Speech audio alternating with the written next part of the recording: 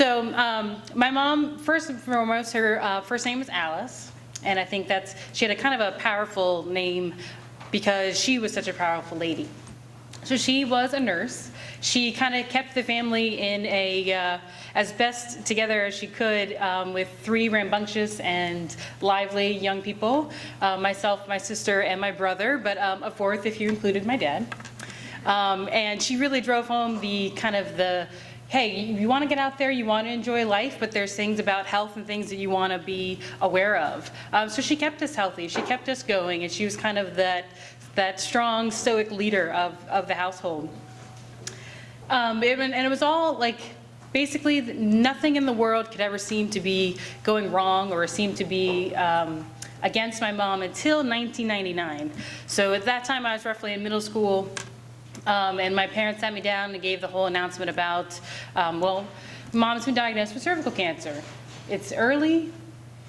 This is the plan going forward. At that time, it was a full hysterectomy, which I know these days is a pretty uncommon, path of treatment. But because it was so early that this, basically all the kind of cells and things that the cancer wanted to attack, they're going to be removed.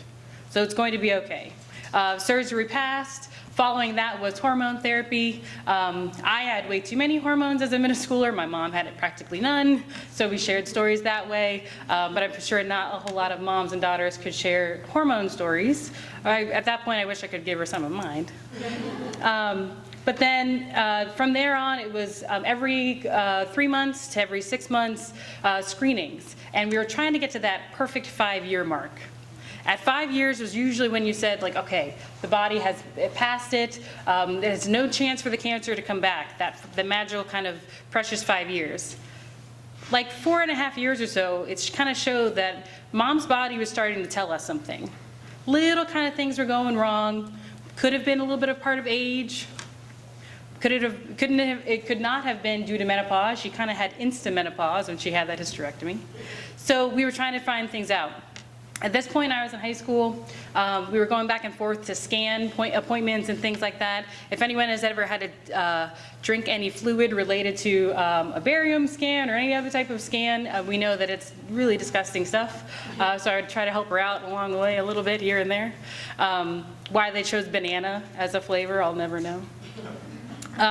But after all these scans and all of this looking into it, it was discovered that yes, it has metastasized. But now it has actually entered the hip in the bone itself. So now we're looking at a whole new track of treatment. So as we commonly know with just either experiences or the physicians that have spoken today, then it was chemotherapy. Then it was radiation. So in the summer before going off to college, it was I was being pulled in so many different directions. The positive for me was that her support of me never ever waned over that time. It was, keep following your dreams, keep going. I am the stoic kind of leader of the household that I've always been, and we will figure things out going forward. Then when I was in college, my whole first year, I was probably physically at college for about 4 weekends total. I was home all of the time. Any free weekday appointment that she had that I could get to, I was taking her back and forth for chemo, radiation, all of that. As a nurse, she basically knew everything that was going to be in front of her. As the family, it was a little bit more difficult to understand. So that's why the only thing I could think of was to be there, help her laugh, help her figure it out. She slept a lot, so I was doing a lot of reading, things like that. But back and forth to our appointments we went, and we were trying to work it out over that time. Then it was probably between freshman and sophomore year. Things were looking pretty good, no problem. And then it was just about halfway through my sophomore year that I got a call that, oh, my family wanted to come up and meet me for lunch on a Sunday. I was like, well, what a nice treat. Come visit me at college. It's going to be great. They unfortunately came up to offer the news that the cancer is now actually, instead of being at a better place that we kind of thought it was, continuing to spread. Now we're looking at lung, brain, and continuing throughout the bones in the body. So at that point, it was a shock. It was this continuing change. It was the change that we had all kind of thought about, but we're seeing it so far in the distance that we never actually kind of dealt with it in the moment.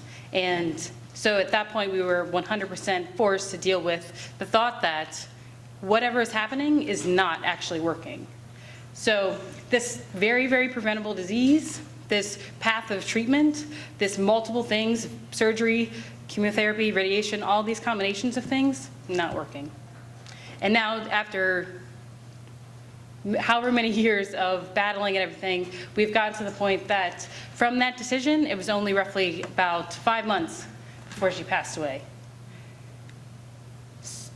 So looking back at the change that kind of met us all as a family, through this, we were highly active in programs that trying to help and support other families dealing with lifelong health care challenges. We wanted to be able to show and share what we had learned with other people. And that's also led to, luckily, what I'm continuing to do now as something that's really close to my heart. But I think the best thing to think about this campaign is that think about the link. Well, think about the link between prevention, but then the realities that families and individuals are facing when they're dealing with a cancer or a virus or what they're dealing with in their lives. That the cost, the time, the gain, the loss, all of that comes into play. So I think that is probably why this has been a very well combined and well thought out idea about this, think about the link. So for my own personal just kind of healthcare over the years, it's actually been difficult to say like, well, I mean, these are the family histories that I'm presented with. I was not vaccinated with the HPV vaccine until like 25 and a half years. So I was almost at the very, very end of the time that I was able to get the vaccine, and that's because I was knocking on my doctor's door saying, this is something that needs to happen. And it was never, ever a topic anytime before that.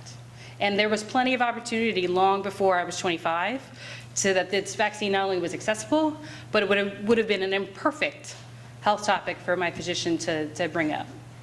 So I leave you with that there's a lot of hope, meaning that there's so many things supporting a campaign in and around this as far as the true numbers, which we've heard this today, but that there's a lot of hope for individuals that hopefully can grasp onto this and know that their future does not have to look anything like families like my own or families that are dealing with this currently.